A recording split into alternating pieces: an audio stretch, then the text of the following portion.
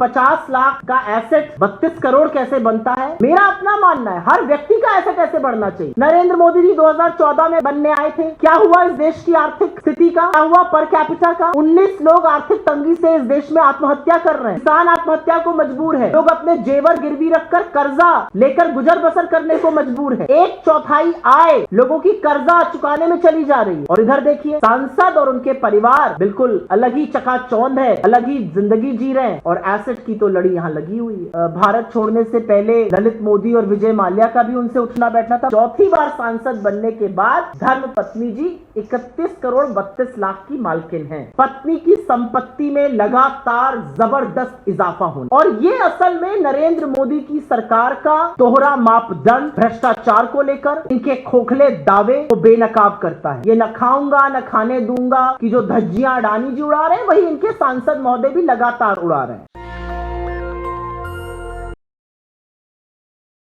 और ये सवाल और जो खुलासे हैं वो इसलिए भी महत्वपूर्ण हो जाते हैं क्योंकि जिन व्यक्ति की मैं बात कर रही हूं उनका खासा दबदबा है अपनी पार्टी में, वो कुछ भी चाहे कह देते हैं।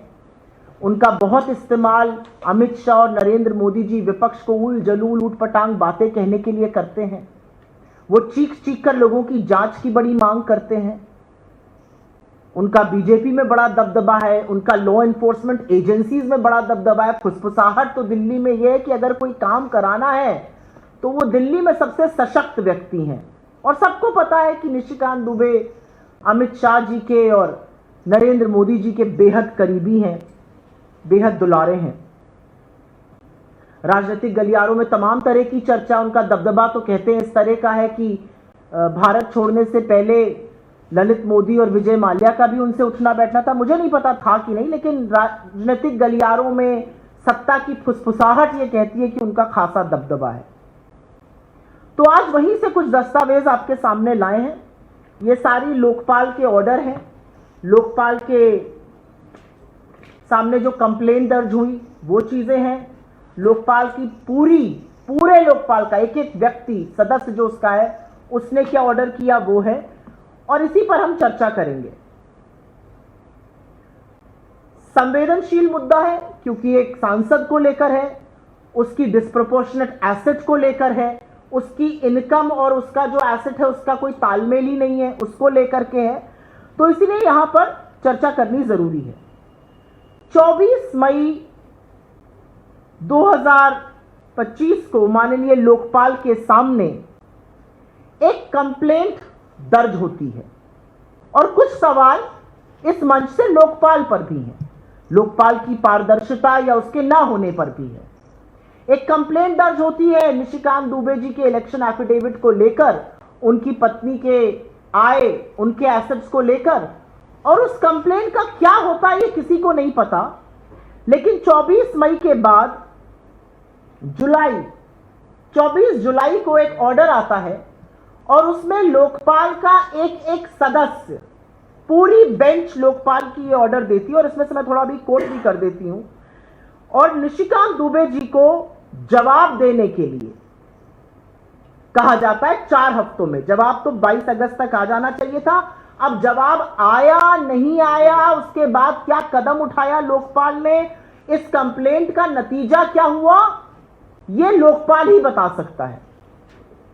लेकिन सार्वजनिक रूप से इसके बारे में हमें कुछ नहीं पता है, तो यहां से सवाल उठाने बेहद जरूरी है। आज हम अक्टूबर में हैं, जवाब तो 22 अगस्त तक आ जाने चाहिए थे, पता नहीं आए कि नहीं आए।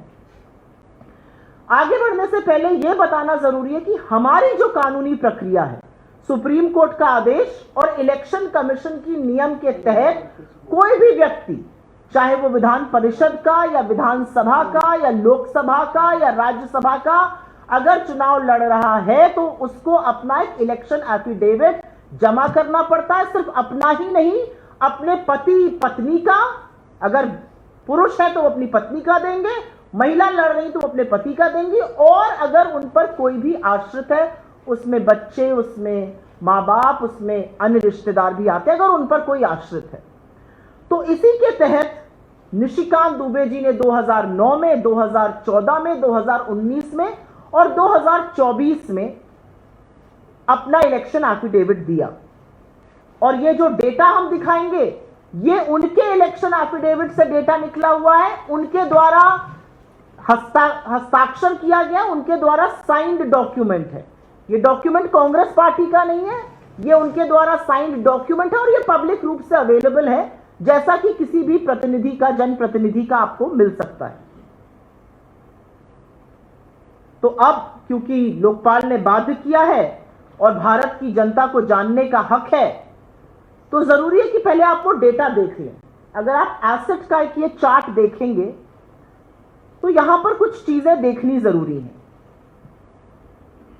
निशिकांत दुबे जी की पत्नी श्रीमती अनामिका गौतम या अनुकांत दुबे जानी जाती हैं, बहुत अच्छी लाइफस्टाइल की शौकीन है, होना भी चाहिए। अपनी तमाम जगहों पर फोटो डालती हैं, बड़ी बड़ी जगहों पर ट्रैवल करती हैं, बड़ी बड़ी गाड़ियां हैं इन लोगों के पास, लाइफस्टाइल तो क्या गजब की लाइफस्टाइल है। तो इनका जब एसेट का खुलासा हुआ, यह आपके सामने है। अनामिका गौतम जी 2009 में जब पहला एफिडेविट निशिकांत दुबे जी ने अपना भरा, तो इनके मूवेबल एसेट, जिसमें आपके पास कैश, बैंक में आपके पास कितना पैसा है, ज्वेलरी आपके पास है, जो मूवेबल एसेट्स होते हैं, वो 50 लाख रुपए के थे। इनका कोई इमूवेबल एसेट नहीं था, इनके पास कोई प्रॉपर्टी नहीं थी, इनके पास कोई लोन भी नहीं था। तो मोटा मोटा 50 लाख की संपत्ति की मालकिन थी निशिकांत दुबे जी की पत्नी अनामिका गौतम, अनुकांत दुबे जी। 2014 में जब इलेक्शन एफिडेविट दायर हुआ तो धर्म पत्नी साक्षात लक्ष्मी जी का रूप बनी और उनका जो मूवेबल एसेट था वो 50 लाख से तो दुगना हो ही गया, 1 करोड़ 3 लाख के आसपास उनका इमूवेबल एसेट जो था। और यहां पे गौर से इन फिगर्स को देखिएगा क्योंकि हम इनकम से भी इसको कंपेयर करेंगे। उनका जो इमूवेबल एसेट था वो 5 करोड़ 53 लाख के आसपास पहुंचा। अभी भी उनके पास कोई लोन नहीं था, तो टोटल मालकिन बन गई 6.5 करोड़ की संपत्ति की, मूवेबल और इमूवेबल दोनों बनाकर। फिर निशिकांत दुबे जी ने तीसरी बार चुनाव लड़ा और तीसरी बार इलेक्शन एफिडेविट सबमिट किया। और अब आप देखिए, 1 करोड़ की जो मूवेबल एसेट थे वो 3 करोड़ 72 लाख के हो गए। भगवान इतना संपत्ति, इतना धनाढ्य और इतना समृद्ध सबको बनाए। 1 करोड़ के मूवेबल एसेट तो 3 करोड़ 72 लाख के हुए ही, जो इमूवेबल एसेट थे वो 9 करोड़ 33 लाख के हो गए। तो वो टोटल मालकिन अब बन गई 13 करोड़ 6 लाख रुपए की। 50 लाख की मालकिन थी 2009 में, लेकिन 2019 आते आते ऐसी कृपा हुई कि वो 13 करोड़ 6 लाख की मालकिन बन गई। और जब 2024 का एफिडेविट आया, और इसको भी ध्यान से देखिएगा, उनके जो मूवेबल एसेट्स थे, जो धन संपत्ति, गाड़ियां, जेवर इत्यादि, वो 28 करोड़ 94 लाख के, नियरली 29 करोड़ रुपए के हो गए। और उनके जो इमूवेबल एसेट थे वो 10 करोड़ 66 लाख के हुए। इस बीच उन्होंने एक लोन भी ले लिया, 8 करोड़ 28 लाख का। उन्होंने 4 लोगों से लोन लिया और इसके बारे में अभी मैं चर्चा करती हूं। अब वो टोटल मालकिन बन गई 31 करोड़ 32 लाख की। अगर आप मूवेबल और इमूवेबल को ऐड करिएगा और उसमें से लोन माइनस करिएगा तो इतने की वो मालकिन बन गई। 50 लाख से शुरुआत हुई थी, लेकिन चौथी बार सांसद बनने के बाद धर्मपत्नी जी 31 करोड़ 32 लाख की मालकिन हैं। शायद इसीलिए पत्नी को लक्ष्मी का स्वरूप कहा गया है। यहां पर तो साक्षात लक्ष्मी बरस रही है। अब मैं आपको एक और चार्ट दिखाना चाहती हूं, और ये चार्ट तो गजब का है। आप लोगों को तो दुख होना चाहिए ये चार्ट देखकर। आप लोगों की आय कितनी बढ़ी मुझे नहीं पता, लेकिन अब आप आय देखिए।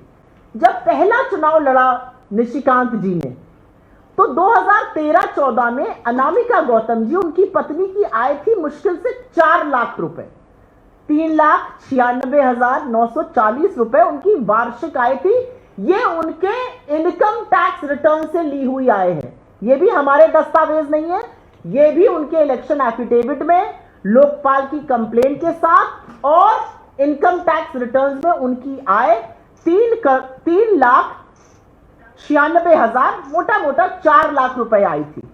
4 लाख रुपए आय का वही मतलब हो गया, आप 40,000 के आसपास मोटा मोटा कमा रहे थे। लेकिन 2017-18 19 चुनाव के जस्ट पहले 4 लाख जिनकी आय थी, इनकम थी, वो 2 करोड़ 16 लाख हो गई। आप लोगों की कितनी बड़ी, मैं तो ये जानना चाहती हूं। 2014 से 2019 में 54 गुना, नॉट प्रतिशत, परसेंटेज की बात मैं नहीं कर रही हूं, 54 गुना उनकी आय बढ़ी। 4 लाख की आय 2 करोड़ 16 लाख हो गई। दिवाली निकट है, इस बार गणेश लक्ष्मी के पूजन के वक्त ऐसी आय में वृद्धि आप लोग भी मांगिएगा। दिन भर आप लोग मेहनत करते हैं, दिन में, धूप में, बरसात में, जाड़े में, और आय देखिए कहां बढ़ रही है। 4 लाख की आय 2 करोड़ 16 लाख। इसका अगला भी देख ही लीजिए, क्योंकि उसमें जो आय थी वो 2024 आते आते 4 लाख जो कमाती थी, उनकी आय करीब करीब 2 करोड़ 63 लाख हो गई। अब यहां पर कुछ फिगर्स हैं, वो ध्यान से सुनिएगा। इसको हटा सकते हैं, धन्यवाद। एसेट के फिगर, बस एसेट पे चले जाइए। अब कुछ फिगर्स आप ध्यान से सुनिएगा, क्योंकि जो उनकी डिक्लेयर्ड इनकम है और जो एसेट बढ़ रहा है उसमें कोई तालमेल ही नहीं है। भाई आप 50 लाख रुपए सालाना कमाते हैं, आपने 40 लाख का एसेट बनाया तो शायद कोई सवाल नहीं उठेगा। आप 50 लाख रुपए सालाना कमाते हैं, आप 4 करोड़ का एसेट बनाइएगा तो पूछेंगे ना, भाई एसेट कहां से बना, पैसा कहां से आया। आप ही ने इनकम डिक्लेयर करी है, आप ही ने एसेट डिक्लेयर किया है। तो लगातार श्रीमती अनुकांत दुबे जी का जो एसेट था और इनकम का कोई तालमेल ही नहीं है। 2009 में उनका 50 लाख एसेट था और उनकी इनकम उस समय 15 लाख थी।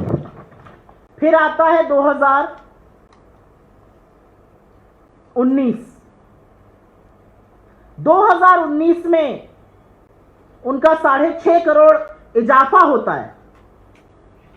13 करोड़ का एसेट है लेकिन 6.5 करोड़ इजाफा हुआ। इनकम उनकी 3.5 करोड़ ही बढ़ी। तो 3.5 करोड़ की इनकम पर वो एसेट ज्यादा कैसे बना रही थी।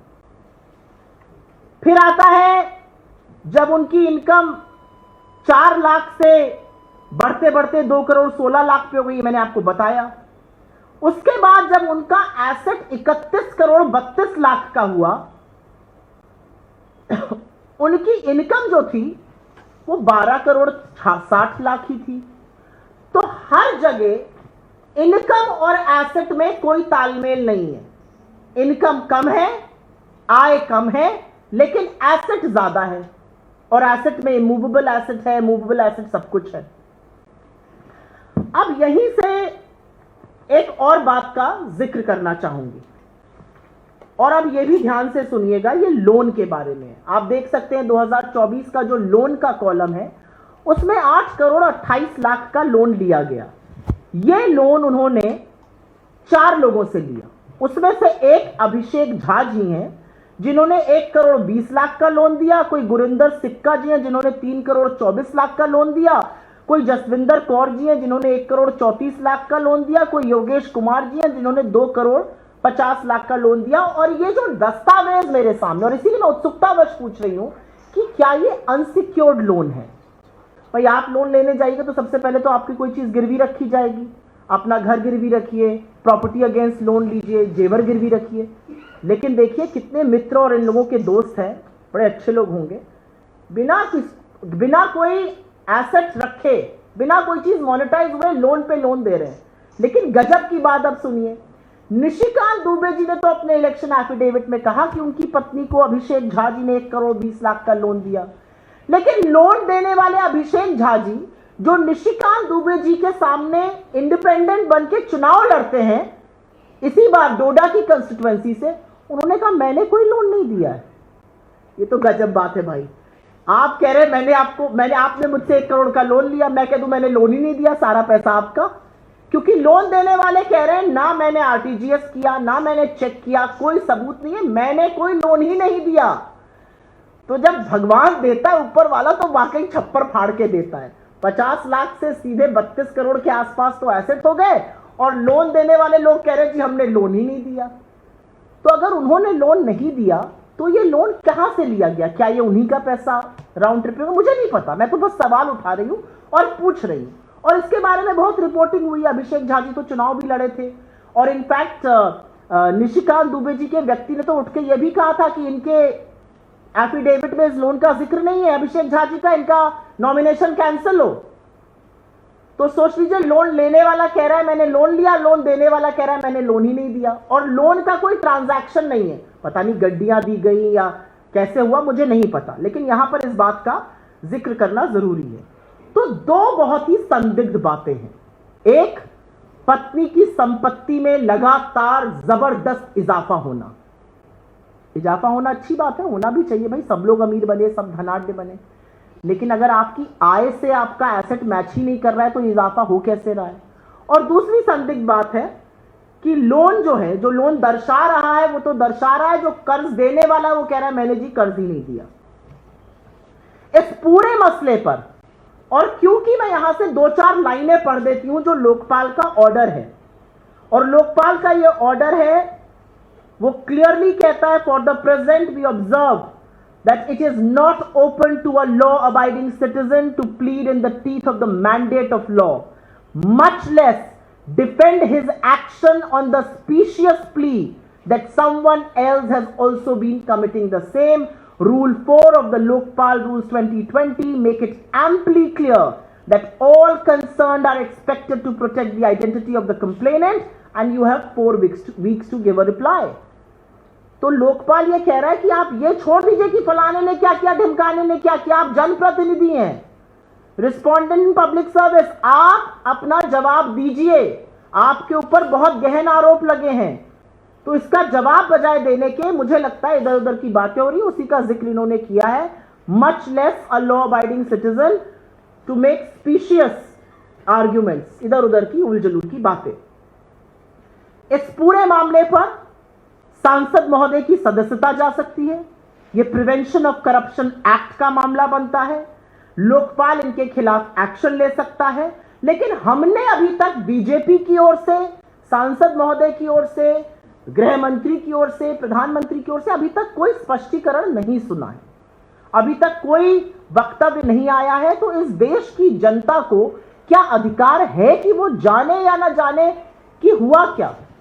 और यहां पर एक बात जरूर कहूंगी कि ये जो व्यक्ति विशेष हैं, सम्मानित सांसद जी, इनका बहुत इस्तेमाल किया जाता है उल जलूल, ऊटपटांग बातें कहने के लिए, बेहुदा बयान देने के लिए, घटिया आक्षेप लगाने के लिए।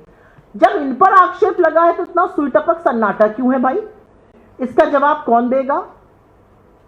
और ये असल में नरेंद्र मोदी की सरकार का दोहरा मापदंड भ्रष्टाचार को लेकर, इनके खोखले दावे को बेनकाब करता है। ये न खाऊंगा न खाने दूंगा कि जो धज्जियां अडानी जी उड़ा रहे हैं, वही इनके सांसद महोदय भी लगातार उड़ा रहे हैं।